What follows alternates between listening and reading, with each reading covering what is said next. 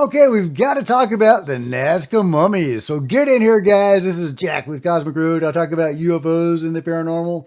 Please like and subscribe and let me know what you think in the comments below.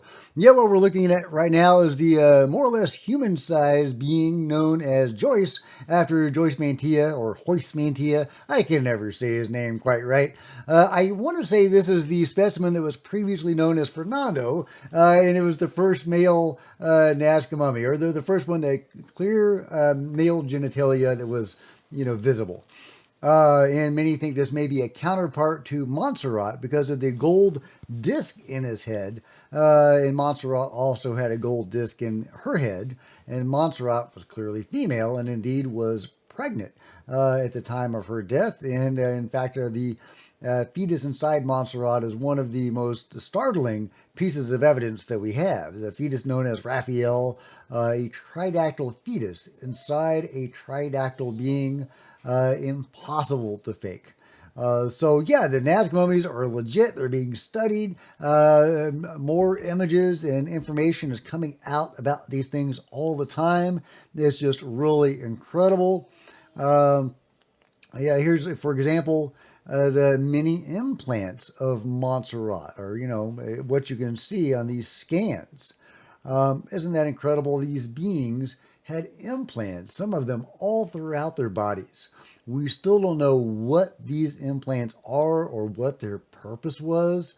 But what we do know is that some of them seem to be emitting energy.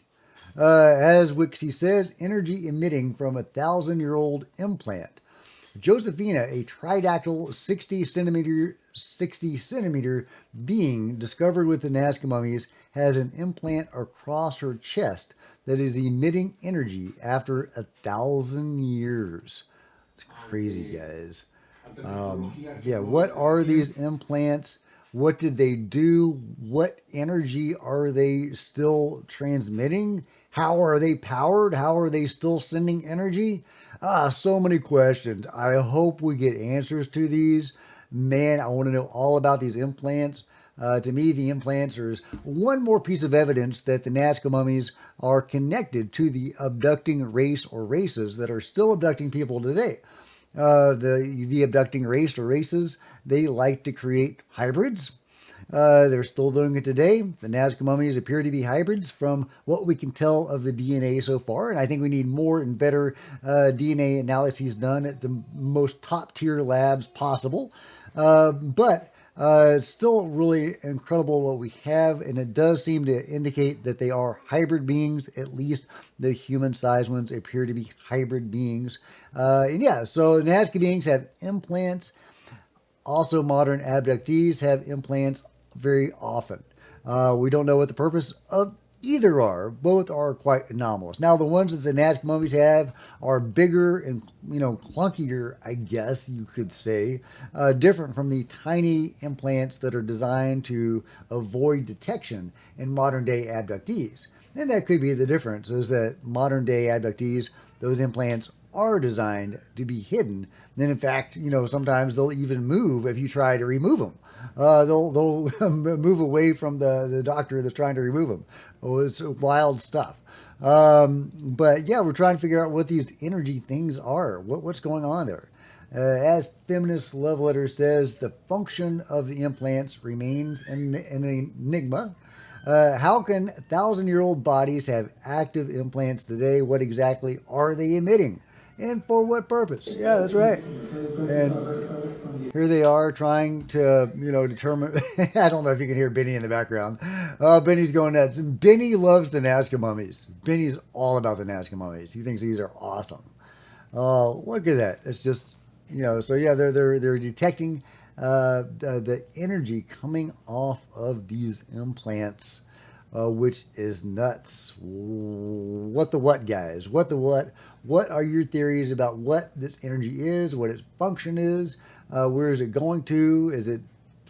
Are these implants still functional? Is that why there's energy coming off of them? Because they're still powered in some way to do whatever they were doing?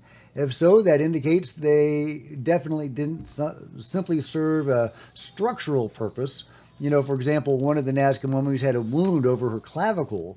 Looked like it was left by a cat of some sort, maybe a jaguar or something, which would have been a huge monster to that little lady.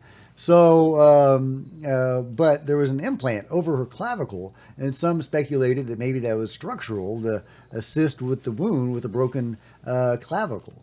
But if these things are still emitting power, if they were powered, then clearly they weren't simply structural in that way. Here's a close up of Louisa's implant and eggs. I think this is the one we're talking about. Louisa, she may have been the being with the broken clavicle. I'm not quite sure. Some of the females, the little ones, had eggs, which is super fascinating that different species or subspecies or whatever we're calling them of the Nazca mummies not only had wildly different physiology, but different reproductive cycles. Some were more mammalian, some were more lizard-like or bird-like, when they reproduced with eggs. That's nuts, guys. So clearly these weren't anything naturally evolved.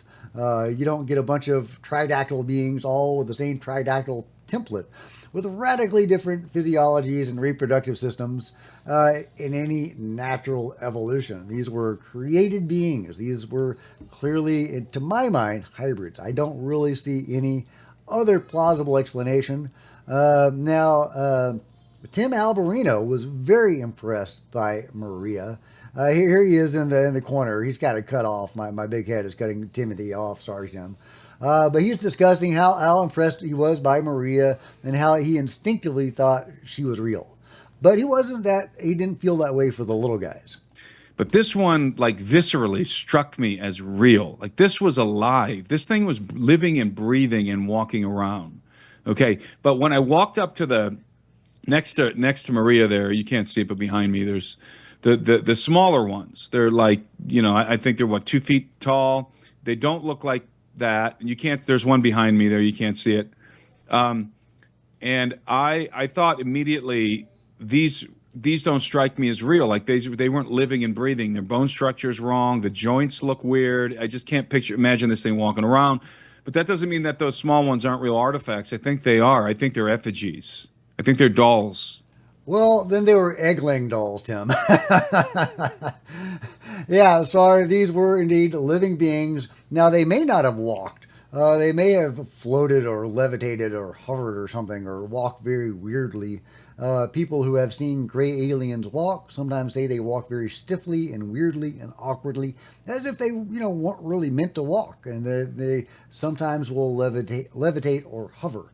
And that may be what we're looking at with the Nazca mummies. The little guys, they may have moved in the same way. But yeah, the Nazca, the little guys do indeed seem to be legit. There's all sorts of scans, x-rays, and CAT scans you can find of them. And the DICOM files of them are available, and more are coming out. Here's the DICOM files of a male and female 60 centimeter tridactyl that will be added to the website, tridactyls.org, and I've linked to that before, and obviously you can just tridactyls.org. The little guys were indeed legit. Another image of the 60 centimeter female, no evidence of manipulation. Yeah, they were weird. They were indeed weird, and we don't quite understand how the little guys worked or operated, or there's a lot of unanswered questions about them.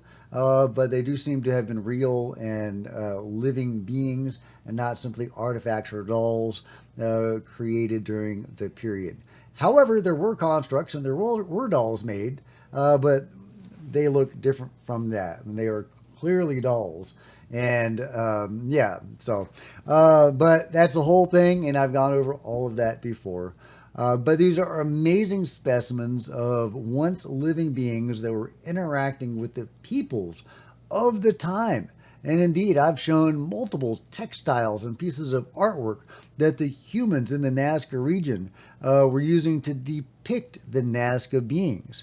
Interestingly, I can't find any pieces of artwork that depict the human-sized ones. You would think that those would be the ones they would be interacting with the most, but apparently they weren't. All of their art is depicting the little guys, and there's even one depiction that I've shown a few times of one of the females laying an egg. Now, that's right, there is actually a depiction of this in a depiction of the little egg popping open and a little Nazca mummy coming out. So, yeah, incredible stuff, guys. I just had to make a video about the Nazca mummies. You know, I love the Nazca mummies. Nazca mummies are UFO disclosure. They are incredible. This is the smoking gun that we are not alone. Why? Because we got bodies, y'all. We've got bodies, tridactyl bodies.